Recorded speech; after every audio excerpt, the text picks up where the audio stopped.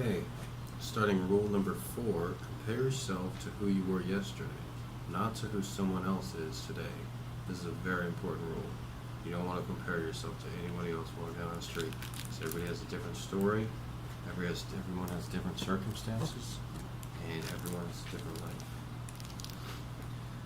The internal critic. It was easier for people to be good at something when, well, you can't compare yourself to sometimes. Like sometimes I'll be on a bus and I'll look at the bus and be like, wow, I'm the tallest person here. And other times I'll look around on a crowded bus and I'll be like, wow, I'm the tallest and strongest and smartest person here.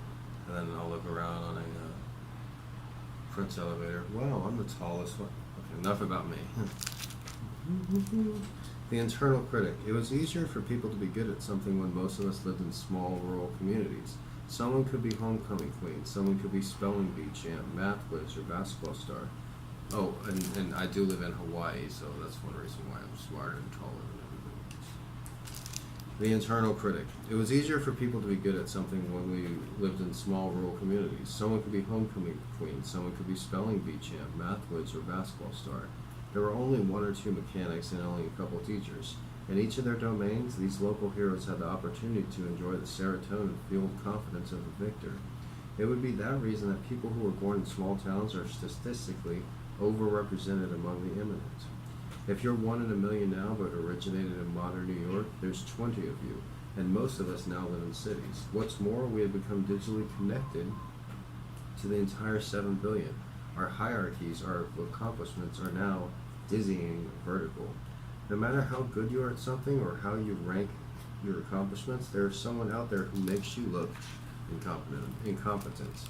You're a decent guitar player, but you're not Jimmy Page or Jack White.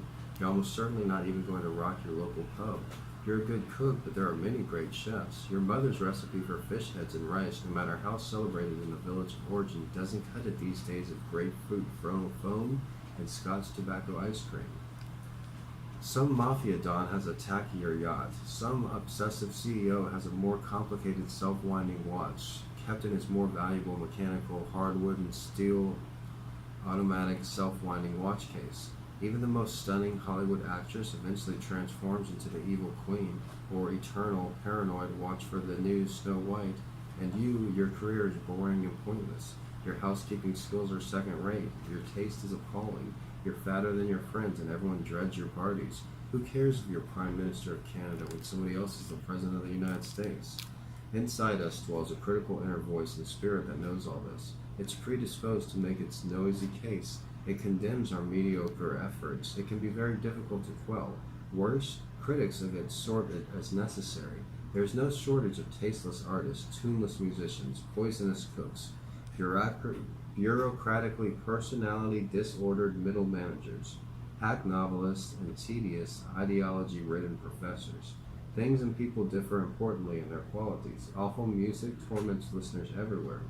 Poorly designed buildings crumble in earthquakes. Substandard automobiles kill their drivers when they crash.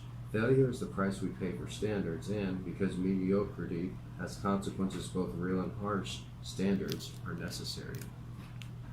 We are not equal in ability or outcome, and never will be. That's the truth. A very small number of people produce very much of everything. The winners don't take all, but they take most, and the bottom is not a good place to be. People are unhappy at the bottom. They get sick there and remain unknown and unloved. They waste their lives there. They die there. In consequence, the self-denigrating voice in the minds of people weaves a devastating tale. Life is a zero-sum game. Worthlessness is the default condition.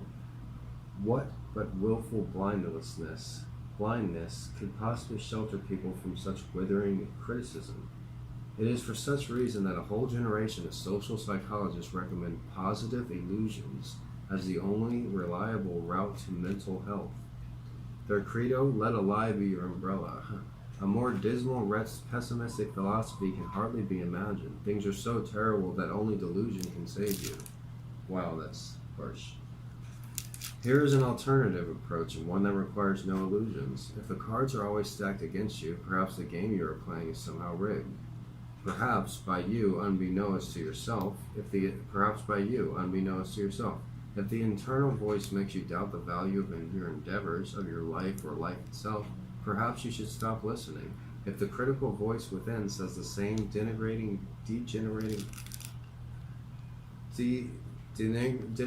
things about everyone, no matter how successful, how reliable can it be? Maybe it's comments on chatter, not wisdom. There will always be people better than you. That's a cliche of nihilism, like the phrase, in a million years, who's going to know the difference? The proper response to that is, well then, everything is meaningless. Any idiot can choose a frame of time within nothing matters. That's true. Taking yourself into irrelevance is not a profound critique of being. It's a cheap trick of the rational mind. Bam! Wow, he took that total nihilism and turned it around. Like people are like, oh, nothing matters. Yeah, you can say that. You can pick any second that nothing matters, but that's just a trick, a cheap trick of the rational mind. That was rule number 4. Compare yourself to who you are and who you were. Compare yourself to who you were yesterday, not to who someone else is today. The internal critic. And that's from Jordan Peterson's 12 Rules of Life. That was the very first part of rule number 4. Continue watching for the rest of rule number 4. And don't forget to hit the thumbs up button, smash that subscribe button, and also check out my own book. It's called Gonzo Education. I'm really proud of it. It starts when I drop out of high school and it ends when I graduate from one of the country's top universities. So yeah, more people have walked on the moon. So it's a good memoir. You can watch a video of me reading it on this channel. Thanks again, and don't forget to hit that subscribe button.